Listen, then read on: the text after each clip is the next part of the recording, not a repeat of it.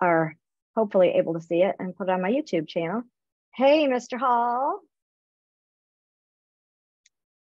Let's see here. Okay. So radon, the best problem to have with a house. Kind of a weird thing to say, but it is my favorite thing to have with a house because it's so easy to test and fix and then just test again to make sure it's done. So we're going to talk about that a little bit. Just want to do a couple of housekeeping things. If you have a question or a comment about something, please just raise your mechanical hand if you're able to do that, because it will bring you up to the front so I can see you. I can see that your hand is raised and I can answer you. Otherwise, put it in the chat and I will do my best to answer those as we go. And if I don't get to it during the class, then I saved about 10 minutes at the end so that I can make sure I get all the questions in the chat answered. Okay, any questions? Okay, so you could see all the things that I'm involved with with Maryland Realtors. You can kind of tell what I'm committed to just by what you could see there. My company, Lodestar Inspections, we do home inspections that are designed to help your clients buy the house they fell in love with and you to have an easy time dealing with your clients and managing their expectations. So all through education. So we're going to hop into radon here. And here we go. So the first thing is that radon is on the periodic chart. And so that's what that symbol is from the periodic table. If you remember that from 9th grade science class. Okay, so here we are. The intention of this class is to have radon no longer be another roadblock, but a stepping stone on the path to settlement. So it's not stressful. It doesn't have to be something that you worry about. I don't want it to get in the way of your buyers actually buying a house. Had people say their clients won't buy a house because there's radon. If the house has radon, they won't buy it. And I'd like to eliminate that fear, because if someone wants to live in Maryland, DC, Northern Virginia, Southern Pennsylvania, they're going to have it. So it's something to deal with. Oh, look who it is. Oh my, who's there? I'm looking for my mute button for everybody here. And if you're on here, please go onto mute so that you can stay muted. Okay. I had that up here too. Usually I have a person helping me pressing the mute button. So I apologize. Okay, here we go. Radon is a human carcinogen. And I'm not going to read all these slides. I'm going to have them up so there's something for you to look at and you know what's happening. Because I know a lot of you are probably driving to work, just getting to work. I know there's lots of people with small kids or any kids that can be distracting. And you're at work, dual career. Let's just get this going. So remember, if you've got any questions, put them in the chat or raise your mechanical hand. Radon is a human carcinogen. It's the leading cause of lung cancer death among non-smokers. And it's my favorite problem to have with a house because it's fixable and testable and very, very black and white.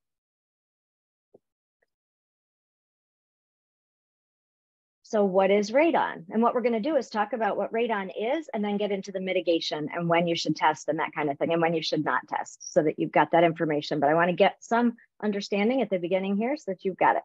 So radon is a radioactive, colorless, odorless, tasteless gas, and it occurs naturally in the environment in low concentrations. It comes from the breakdown of uranium to radium to radon. And so if you look at this picture, it's in the bottom left-hand corner, it's uranium-238, and then it just breaks down and it comes through the earth. So it's outside and it's inside and you can't get away from it. It's everywhere. So you're gonna see it, you're gonna know that it's everywhere. It's outside and inside, and the levels outside are about 0.3 picocuries per liter, and inside the average is 1.3. So it's everywhere.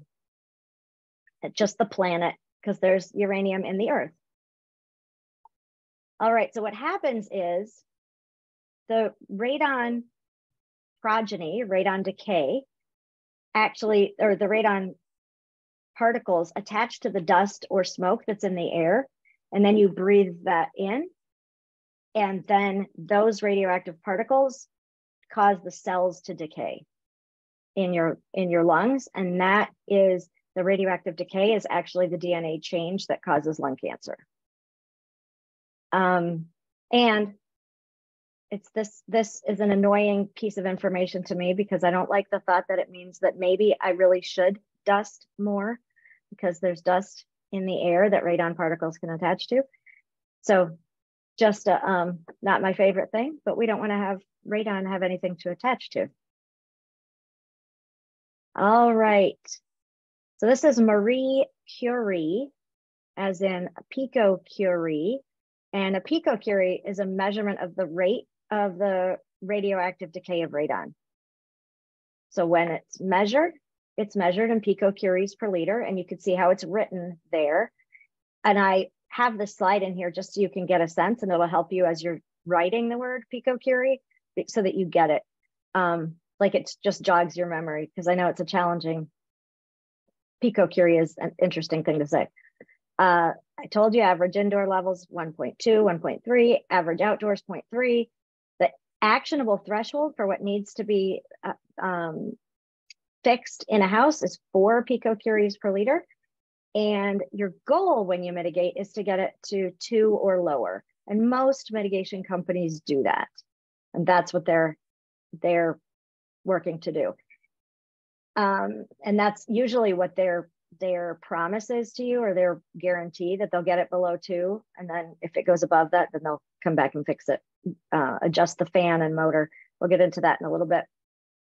And then my favorite quote that I just think fits every area of life, but especially because Marie Curie said it, and I like it because so many people don't understand radon, is nothing in life is to be feared. It is only to be understood. And I think once people understand radon, they may, and what can be done with it, I think it may make life easier for them. So it's not so stressful. So there's radon everywhere. Why are we not stressing about testing for radon outside? Well, radon outside is not a concern in those low levels and the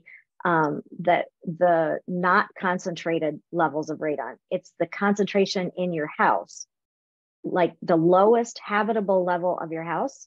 So in most houses, it would be the basement. But if you're on a slab, it's that first level. So it's if you're on a crawl space, it's the first level above the crawl space.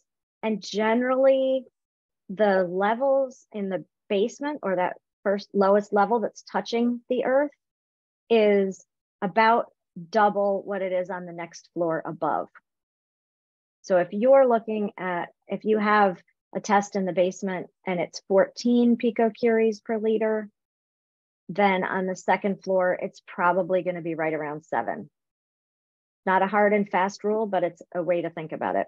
In my parents' house, it was 14 in their living room, and it was 7. I mean, it was 14 in their basement and 7 in their living room when they got theirs fixed, mitigated. This is just to show you, this picture is to show you where the radon comes from, how it's coming up. I have a couple pictures in here like this just to give you some different views of it. You can find pictures just like these, or I can also send you this slide deck if you want it. But your clients will want to know this, and I'm sure you've had them ask you questions, but it's just coming up from the earth. That's what those red lines are. And then it comes in through every side of the house. So every piece of the house that's touching dirt could have radon get in there. So radon's coming in through any cracks, fittings around pipes, the sump pump, sump crock, all through there. It's also coming in, if you're on well water, it could also be coming in through the water. If there are elevated levels of radon or radium in the water, and that's another class about the radon or radium in water. So if we have time and you have questions about that, we could talk about that after this. If you deal with a lot of wells, I've got some maps I can share with you another time. That's a whole other class. There's so much to it. Okay, how radon enters the house. And I know I'm kind of zipping through, but it is, you know, it is 9 o'clock in the morning and we got to get this going so I can answer questions and I can get to some meat and potatoes of this. So if you have questions, remember, just raise your mechanical hand so I can get your questions answered. Okay, so here we are, how radon enters the house. Again, another picture just to give you another sense of it. It's coming in through the cracks. And we're not talking like your house is collapsing kind of cracks. We're talking just little tiny cracks in the foundation walls, around any drains or pipes coming in that are underground. And you see how lots of the walls of this basement are underground. The more dirt the walls touch, the higher likelihood that there's going to be elevated radon levels, because the radon comes in from all of these, from the dirt, because that's where the uranium is. The uranium breaks down to radium and right into radon. And then it comes in through the cracks and the sump crack. Any questions there? Okie dokie. And I know most people are not going to be on camera, and those of you who are on camera, I appreciate it.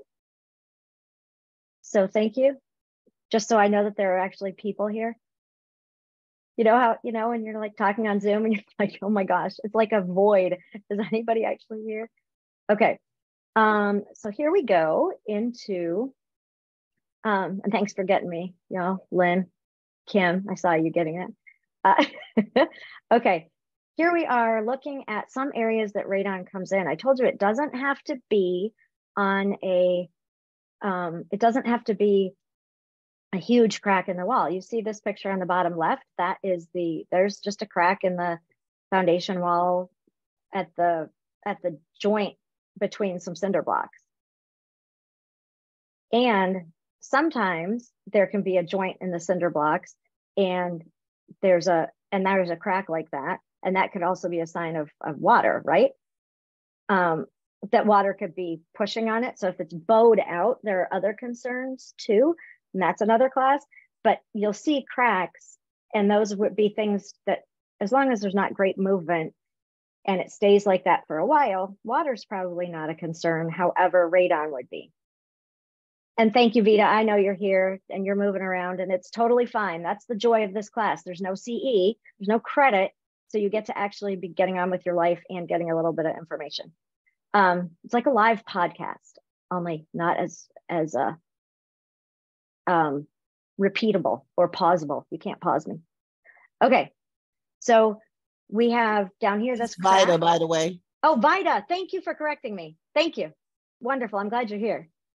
Okay, so we've got this crack on the left, and then we have above that there's the sump crack, and the sump crack, and then bottom right too is the sump crack. That is like a bucket, and on this one on the bottom right, there's gravel around the base of it, and then there's drain tile that's going around the whole basement like a French drain system, and the water is coming down and draining down into this sump crack.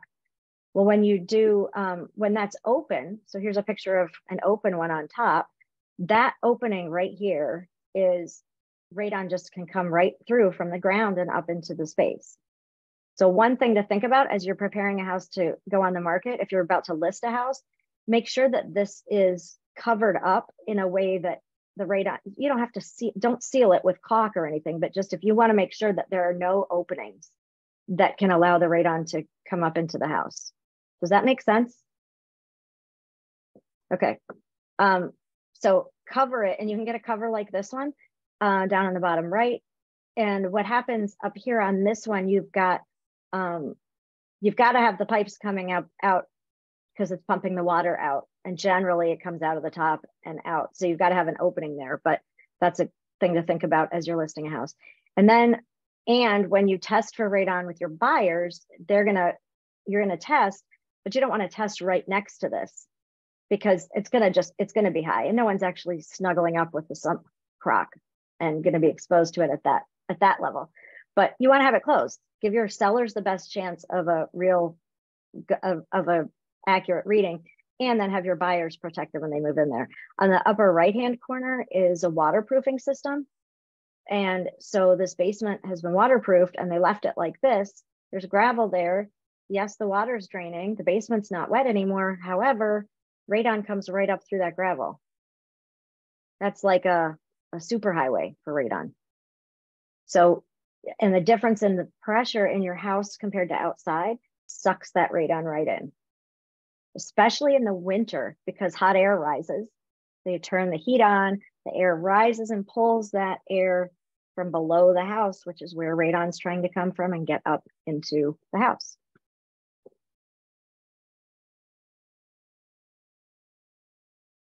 Okay, so I told you the actionable threshold is 4.0 picocuries per liter and 3.9 in a real estate transaction. You are not doing anything with 3.9 or lower, and 4.0 and higher is what gets mitigated if that's part of your contract. What if it's 3.9 and so it's below the actionable threshold, you may want to reach out to your clients 6 months or a year later and just say, hey, just a reminder, test again. You're pretty close to 4, just test again. And that's perfectly okay. And it gives you a reason to have to reach out to them. All right, so the actionable threshold for the World Health Organization, so the WHO, theirs is 2.7 picocuries per liter. And in the United States, it's 4 picocuries per liter. Ours is a little bit higher, but you can see after it's mitigated, we go below the World Health Organization's recommendations, because usually most people who mitigate, most radon mitigation companies get it down to below 2, and that's what they do. So I'm going to read this, and y'all please try not to flip out when you hear this, because if you're driving, I don't want you looking at this. A family whose home has radon levels of 4 picocuries per liter is exposed to approximately 35 times as much radiation as the Nuclear Regulatory Commission would allow if that family was standing next to the fence of a radioactive waste site. I know that was a lot of words, but the first time I read that was pretty freaky, because 4 is 35 times the radiation you'd be allowed to have by the Nuclear Regulatory Commission, standing next to the fence of a radioactive waste site. So when someone says it's only 4.3, I don't have to worry about it, there is still something to be thinking about, some things to consider. My son and his girlfriend bought a house in Montana, and their home inspector told them that, and it was 6 picocuries per liter in their house. Their home inspector told them not to worry about it because it was just above 4. They didn't need to do anything. And I tried not to flip out, but that was crazy because I'm thinking, no, there's 4 is the reason there's the level for a reason. So let's move on to give you another little bit of statistics. And these are just great because they help your clients, because your clients don't have to test for radon. The EPA and the Surgeon General both recommend testing of every house, and it's not required.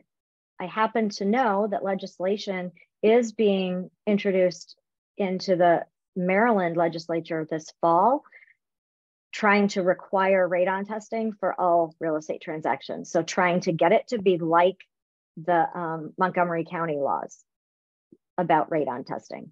And if you weren't aware, in Montgomery County, as of July 1st, all rentals in Montgomery County need to be tested for radon and mitigated if needed. I saw your eyebrows, Jessica. Yeah, and so Montgomery County has that. And then they also... And that's why I don't work in Montgomery County. It's required to be done by the seller too. Yes, not the buyer. Thank you, Kim. Yes. So if in Montgomery County, and we are going to get into more of that too, in Montgomery County, if you have the seller is required to do the testing, or they have to allow the buyer to do radon testing, but it has to be done before the house is sold.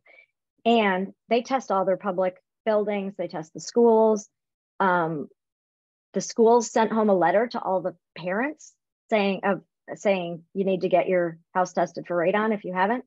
And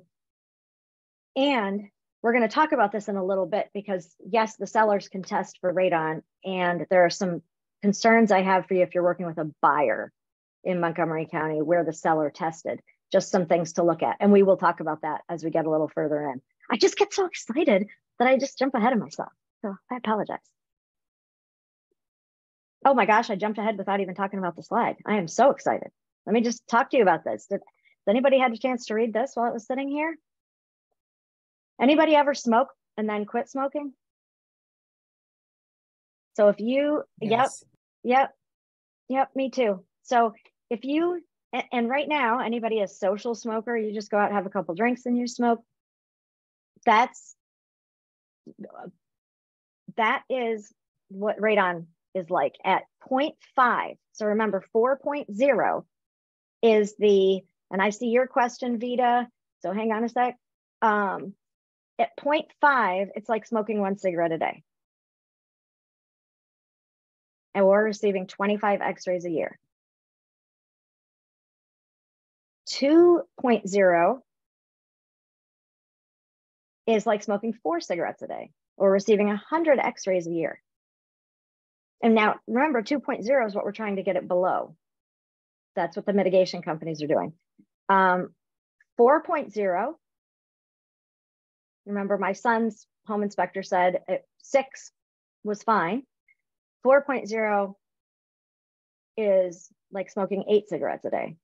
We're receiving 200 x-rays a year.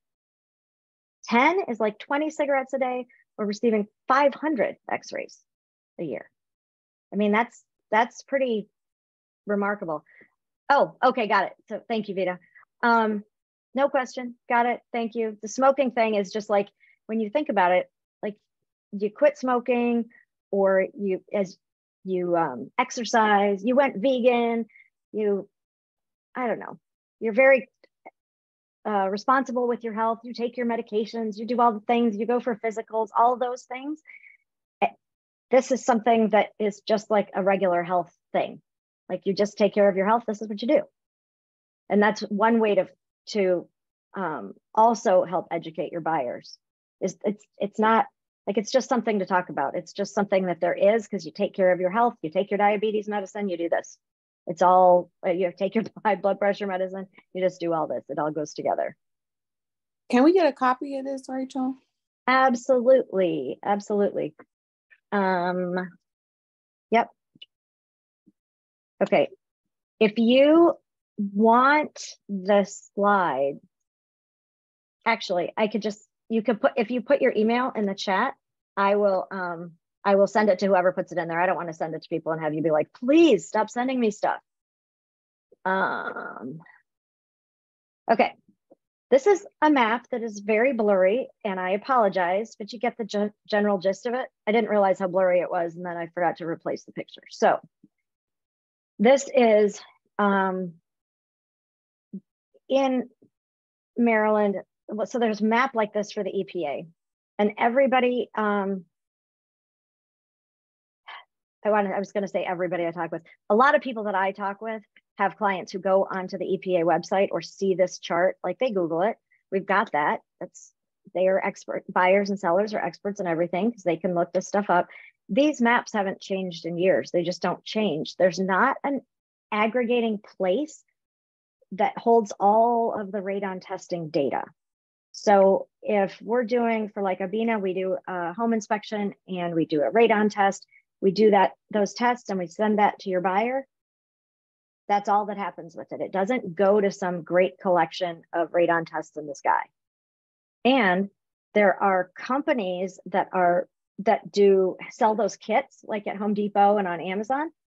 They collect all the data and they have maps for where those numbers, what the radon numbers are for certain areas, if they're high or low or whatever. But those are done by consumers and we don't know how much they followed the directions. We don't know what they did. So they're not as reliable so what some of us of the inspectors in Maryland are doing, and not just inspectors, but also radon just radon mitigation companies, is looking at how we can collect all of our data and try and make up actual map of Maryland that gives us real accurate numbers taken by professionals so that we know we can rely on the results. So that's what we're working on. But if your client says, oh, I'm buying a house in Fruitland because my child is going to be going to Salisbury and I'm just getting an investment property there, still want to have them test for radon. We have tested there and had high levels of radon on the western side of the Eastern Shore, not on the beach area. And the reason we don't have usually high levels of radon near the beach is because the soil is sandier. But if you've got the more clay dense soil, that the radon is harder. It's harder for it to penetrate, but the cracks open up and it comes through. But with the sand, it just is always drifting up in higher levels. So it's not an issue. Now, not at the bay. We did a house on the Severn River and it had super high levels. And so it's not the water that's stopping it. It's about the soil that's there.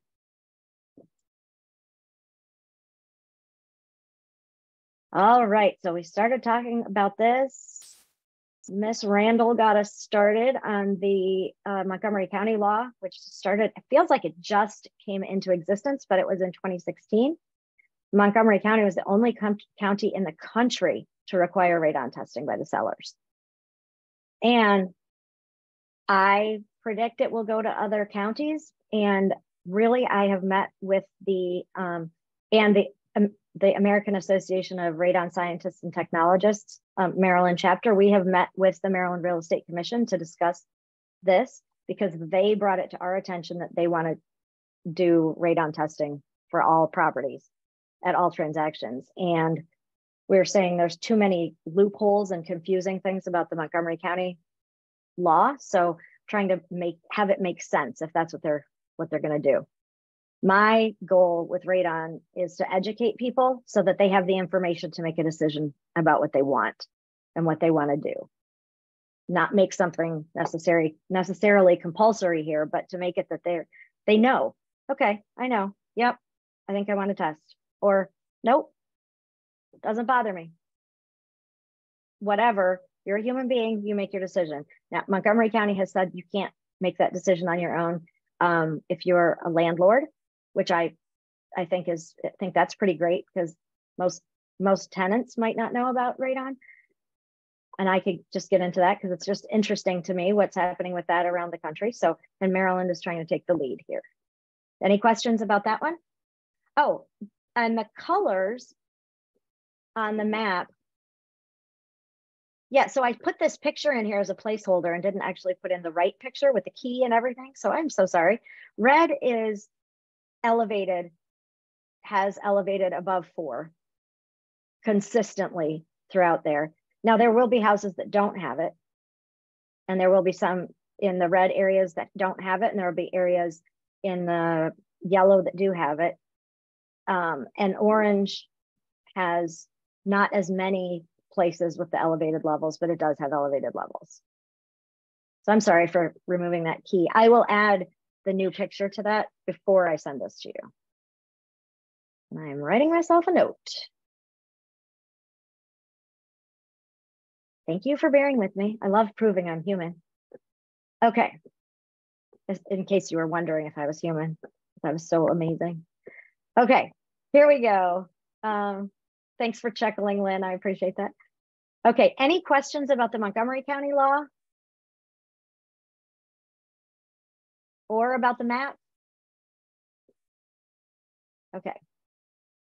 And thank you. I appreciate, Diana, you shaking your head.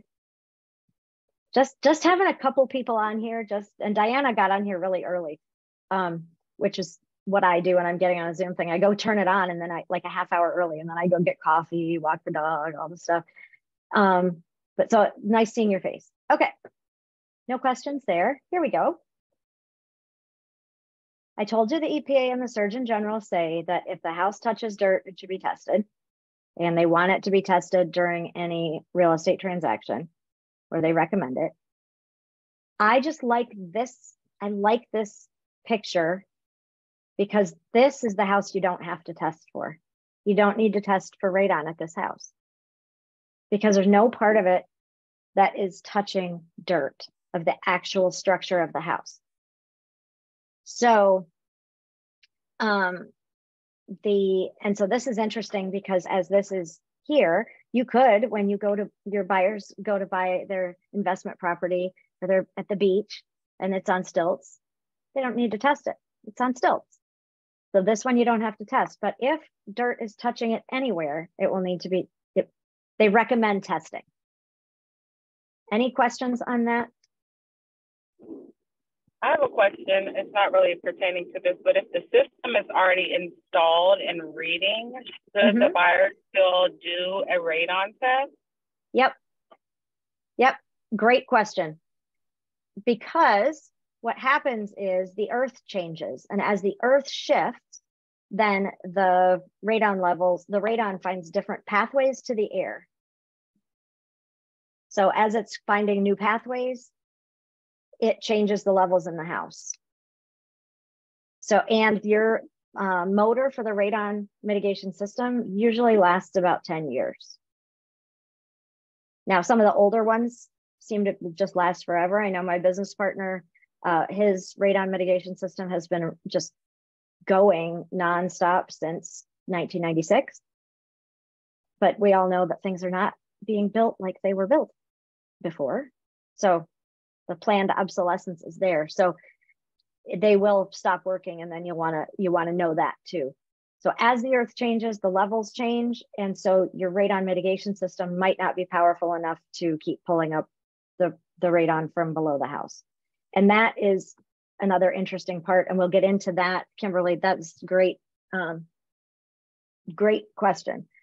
So thank you.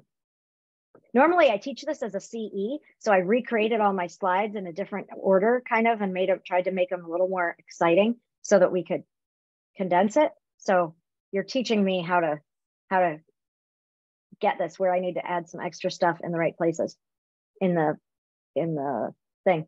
Yes, Diana.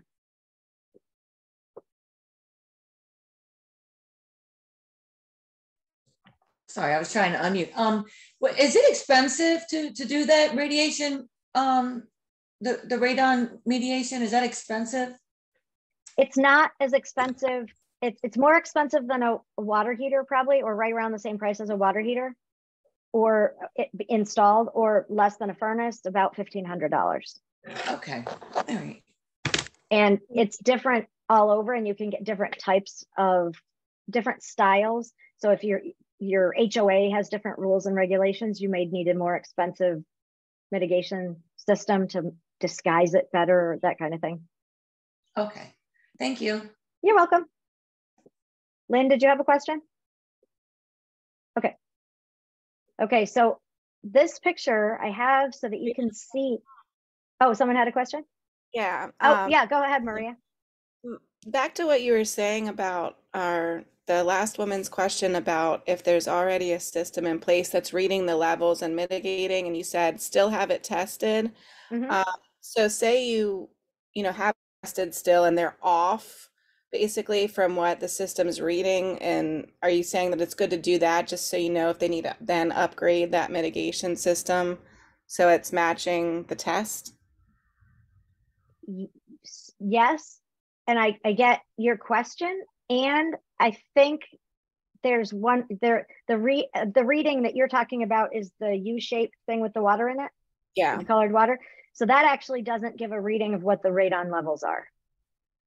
Oh, that does not. No, that just shows that pipe is pressurized. Okay. And we are going to get to that too. So I'm so glad you asked that, because that is a really, that is a question that so many people ask, and you think that's, it's very logical, because it's 0, 1, 2, 3, 4, 5. Yeah. It's pounds of pressure, not radon, which is, that's a confusing thing for most people.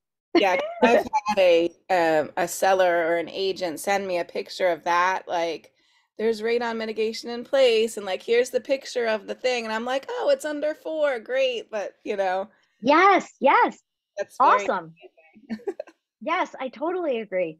And And so I'm really glad you brought that up, because the other thing is, and I had a realtor have us test. Her levels were high. She had a mitigation system put in. And yes, that shows that the fan and motor are running, but it doesn't show the levels. But that poor woman and she's allowed me to call her that and tease her about it, was running down to the basement over and over during the day just to check it and make sure it was low. And it was like this left.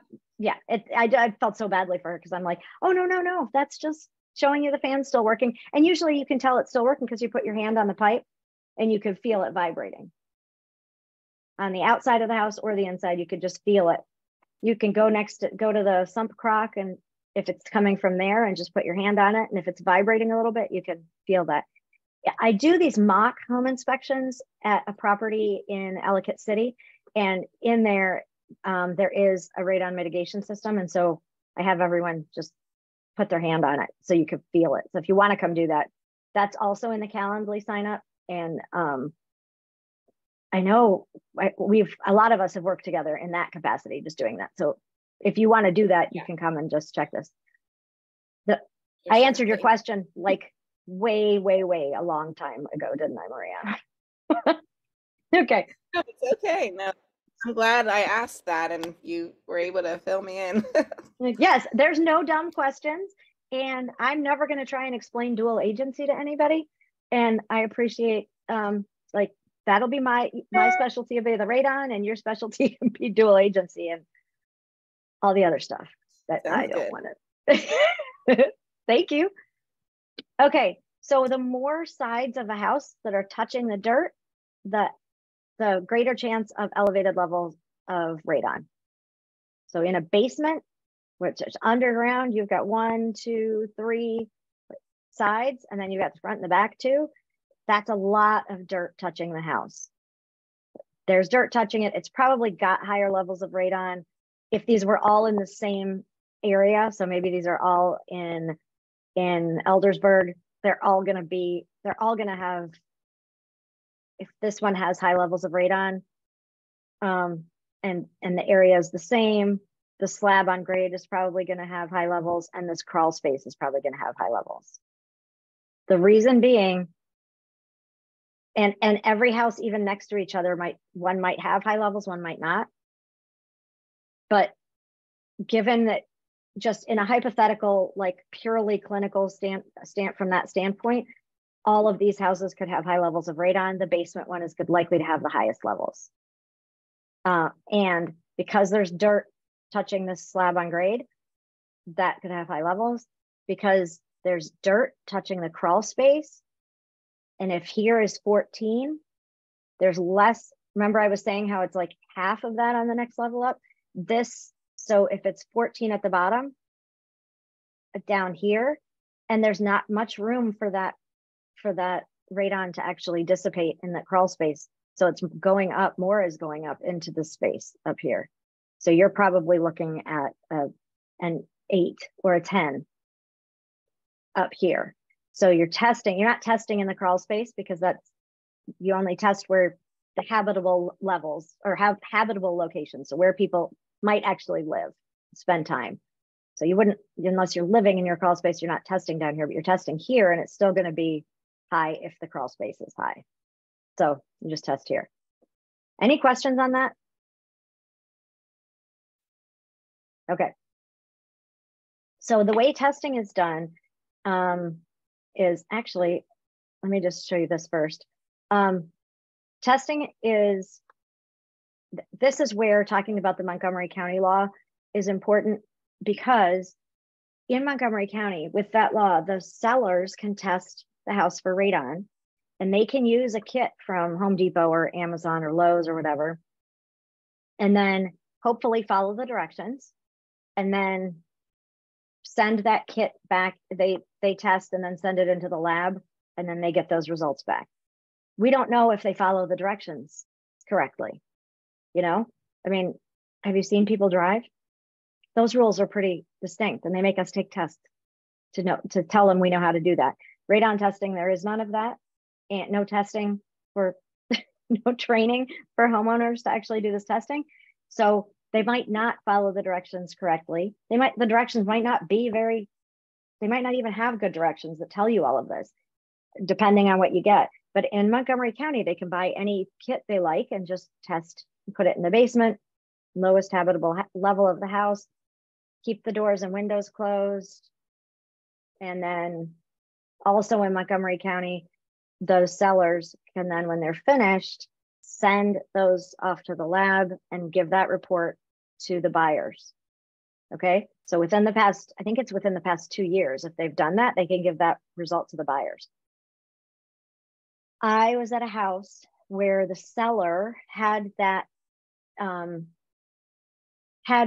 kit from Amazon out in a tree in the backyard, not in the basement, not in the lowest habitable level. I'm not saying people are bad people. I'm just saying that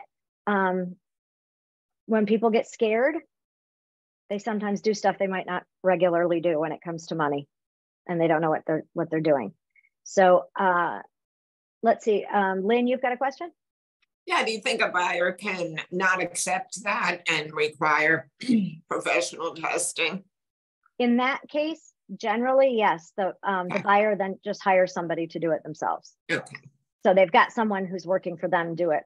Because when the seller does it, the seller has the burden of testing and providing the report if the seller does it, but they also have a vested interest in it coming back low.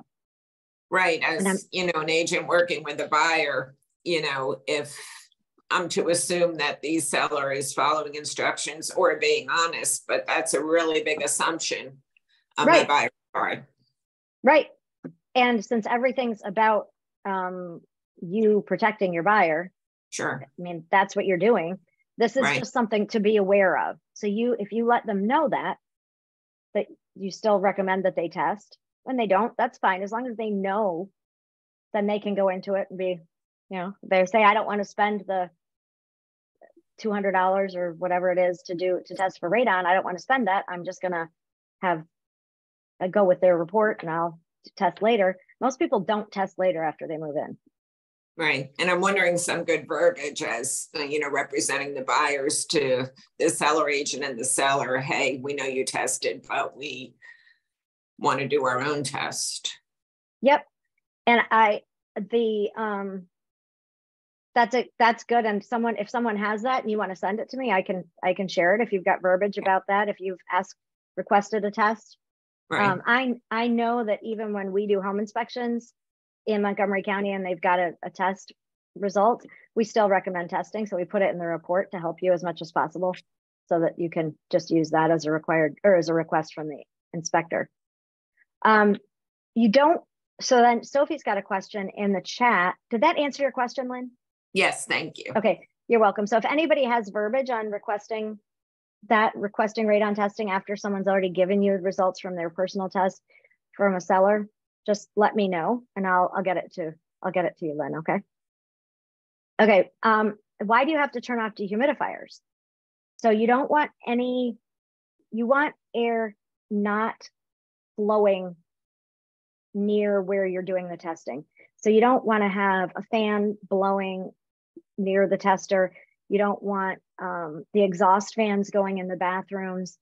You don't want it against the exterior wall because the radon levels are going to be higher there. You want it where people are actually going to be in the space.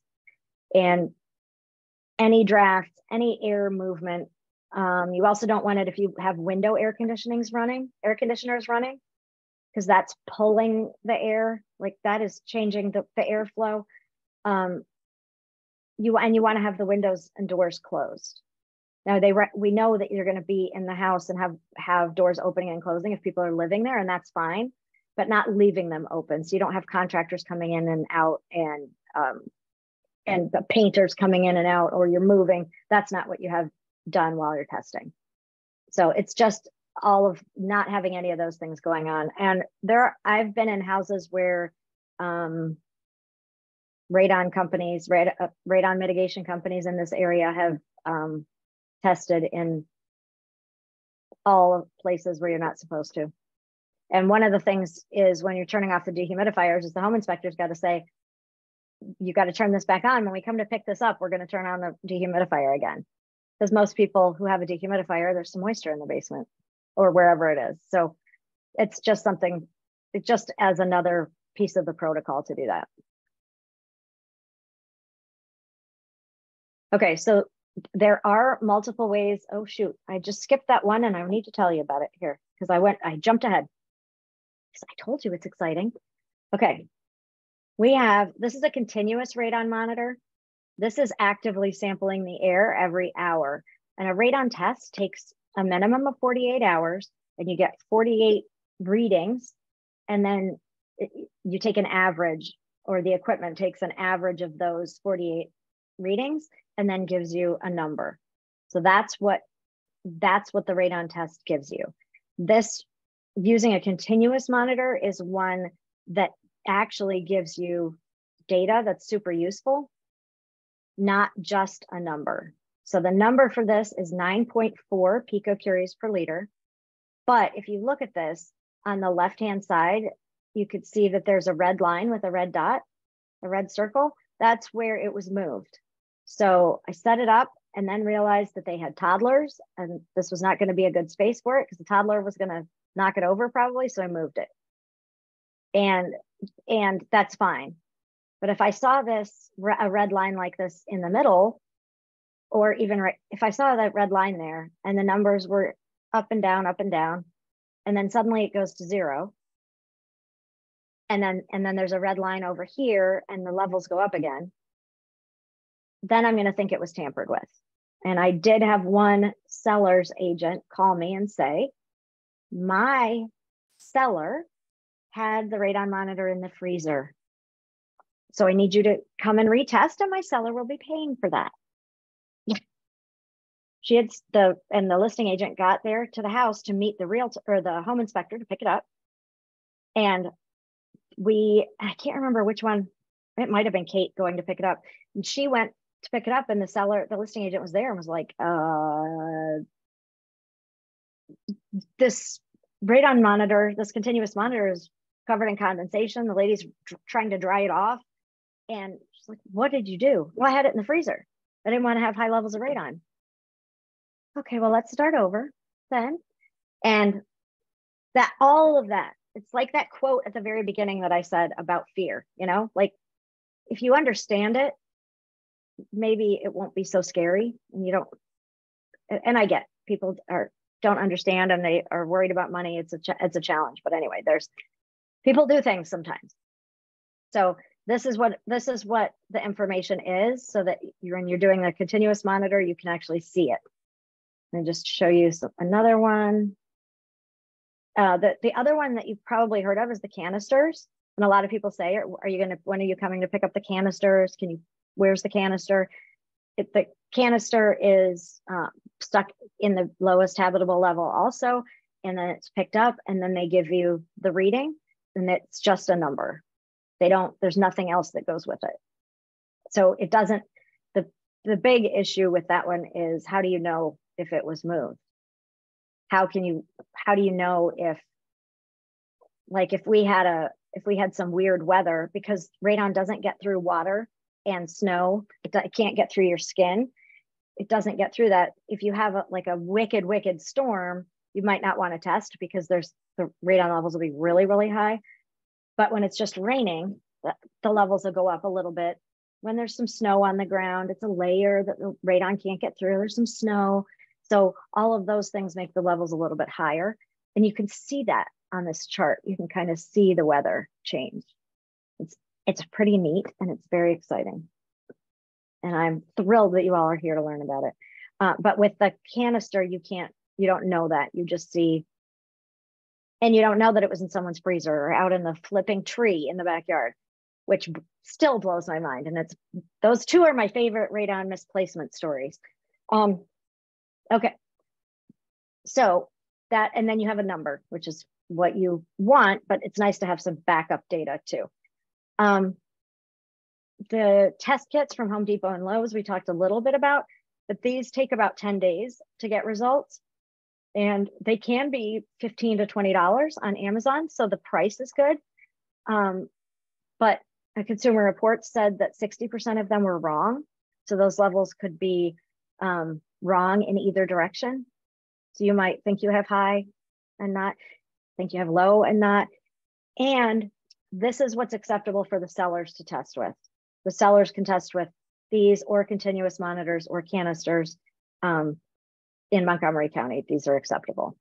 And they're, the reason they don't work on a regular time frame for a home buying contingency is because they take about 10 days. So you test for 2 days and then send it off.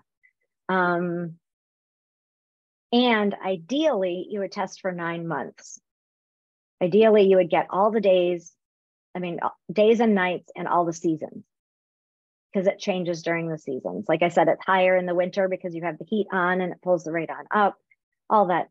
Just, we can't test for 9 months. This is a short-term test. It's 2 days. That's what works in the real estate transaction. And the EPA has said it's acceptable for that. Okay, so the bottom line is if the results are 3.9 picocuries per liter or lower, you don't have to mitigate. If the result is 4 or higher, you mitigate. And then you retest afterwards. Then you just test every 2 years after that, just to make sure that your system, if you've got a system, is still working the way it's supposed to. The goal of mitigation is to reduce the number of paths for radon to actually get into the house.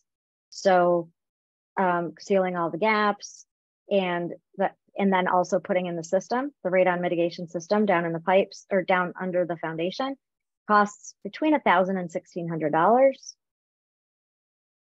Here's a mitigation system just to show you here.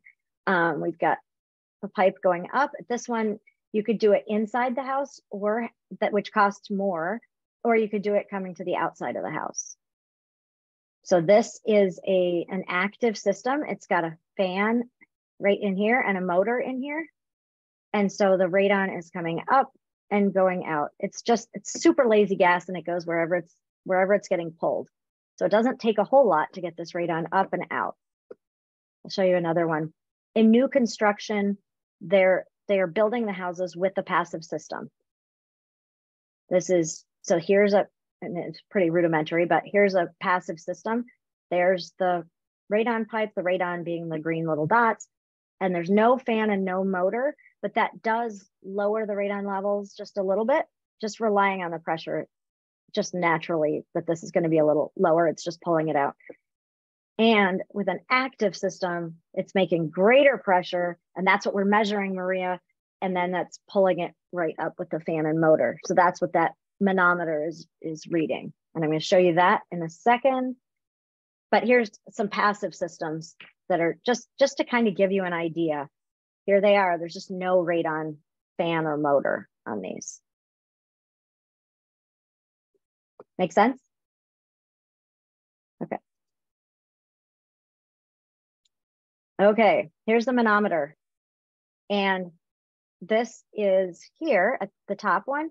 If you look at any radon mitigation system on the pipe, you'll see next to the manometer, which is the U-shaped thing with the liquid in it, there's a sticker. Most of the time, 99% of the time, there's a sticker there that has the date it was installed. They recommend that you, on here, that you test every 2 years.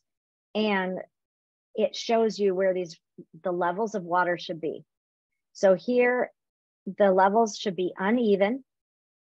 And that's actually what this says here. It's that these should be uneven. And if they are level, if both red levels are right here, then it's not working.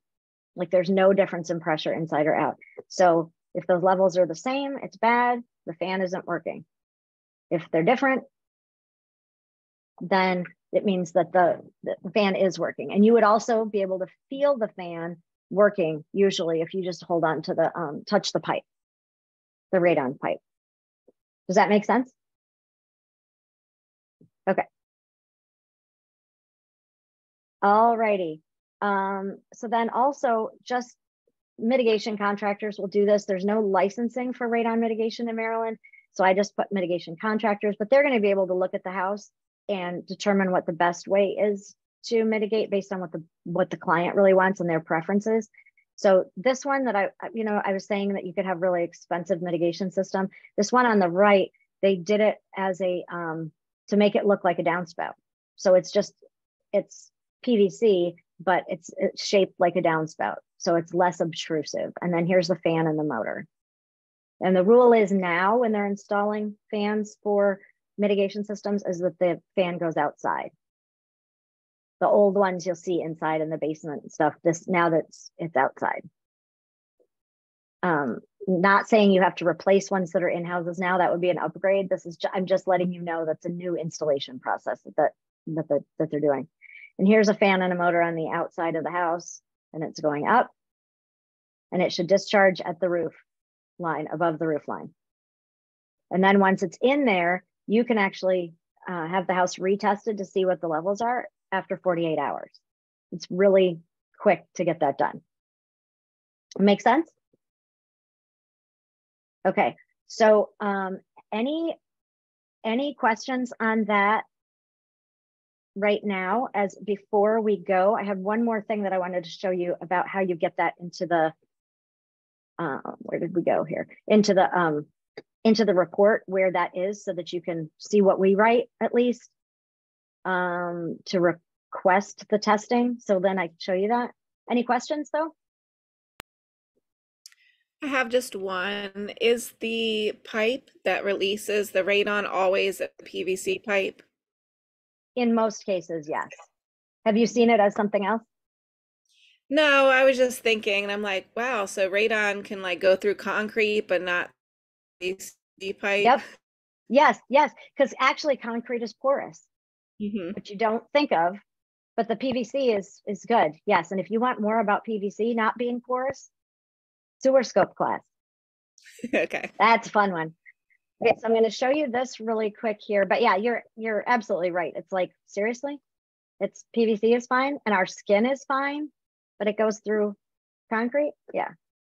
I want to show you here where the radon goes.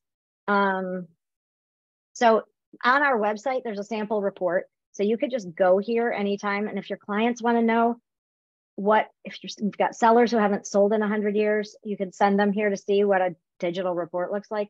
But if your buyer wants to also see what a report looks like, they can come here. Everything is here and a list on the side. Up here in the upper right-hand corner, I'm just going to go to Repair Request Builder. And I'm going to try and make this bigger here for a second. It's going to give us this document here, and you just find the things that you want. So here's the report, and you just go down to whatever it is. I'll just show you a picture. Here's the bathroom exhaust vent discharging into the attic. Go to whatever you need. I'm trying to just get plumbing here. The radon test recommended. The leading cause of lung cancer death among non-smokers. HUD and EPA strongly recommend that every home be tested for radon, and testing when home is being sold is a convenient time and brings new homeowners peace of mind. So there you go.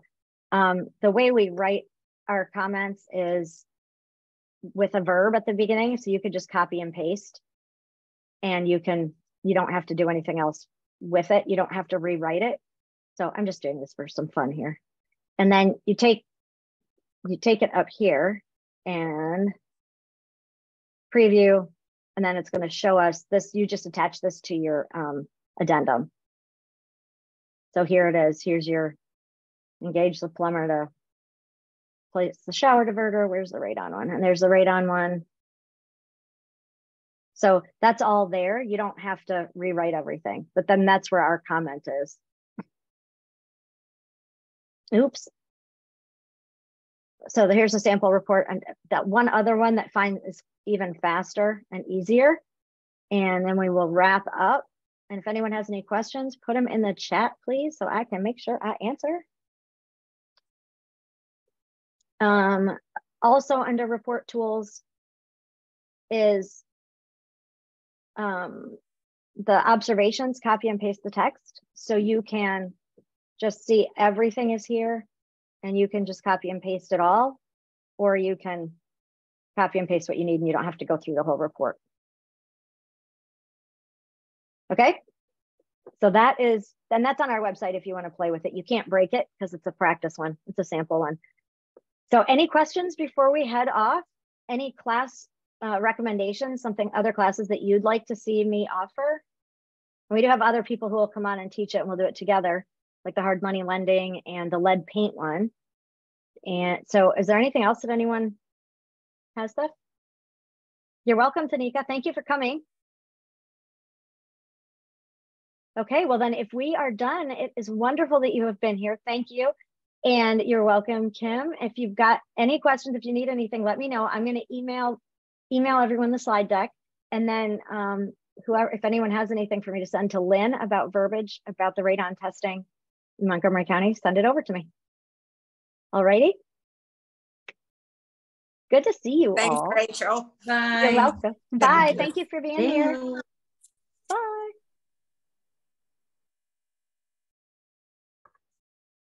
Thank you, Rachel. You're welcome. It was my pleasure. Where's the baby? Oh, he's sleeping. Oh, well then go. Take care of yourself then. Yeah. Wonderful to see you. Yes, You too. I'm hugging you.